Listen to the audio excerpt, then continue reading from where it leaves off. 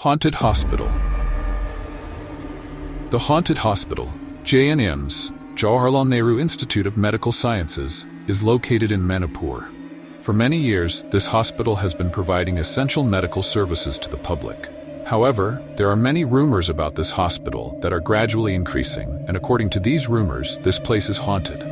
It is said that the gynecology department and the nearby washrooms and corridors are not safe at night. One such night, a nurse named Ruby Bradley, who had recently joined JNM's hospital, was attending to a patient in the gynecology department when suddenly she heard someone crying in the corridor. She thought, "Who could be crying at this hour?" So she went to check in the corridor. She could hear the crying but couldn't see anyone. This all felt very strange to her. So she started moving toward the sound. She reached the end of the corridor, but there was no sign of any person.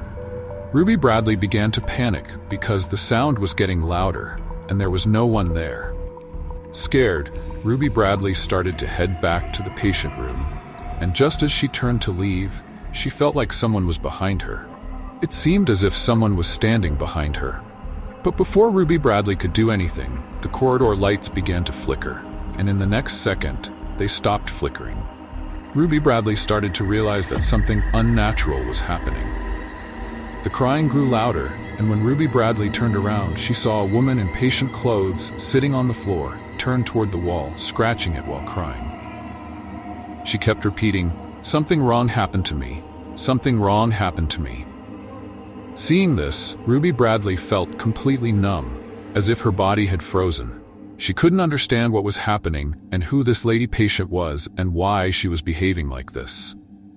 Ruby Bradley thought of going closer to the patient, and then she noticed that the lower part of the woman's body was covered in blood. As soon as the woman turned toward Ruby Bradley, she was horrified. The woman was holding a dead baby in her hands and was walking toward Ruby Bradley. The corridor lights started flickering again as the woman kept saying, "Something wrong happened to me. You all did not do right. You killed me." Ruby Bradley was very scared and couldn't move her body.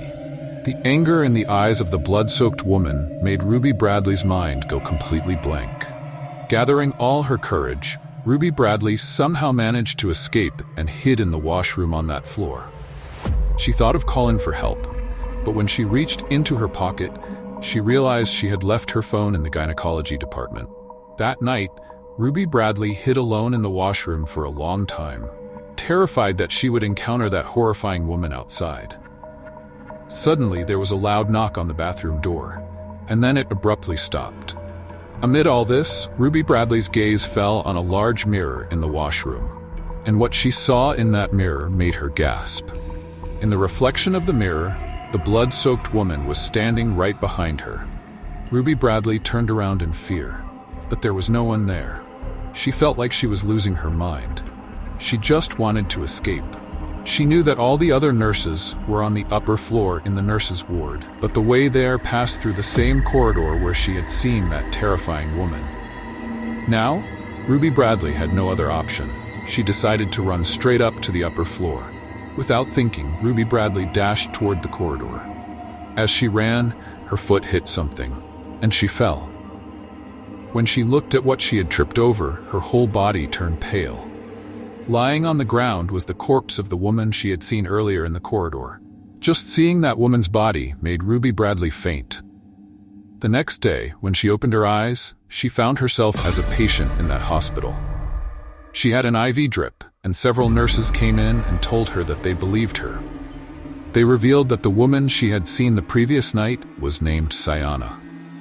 About 20 years ago, during the last week of her pregnancy, complications arose in an emergency, and the doctors informed Sayana's family that they could save only one, the mother or the baby.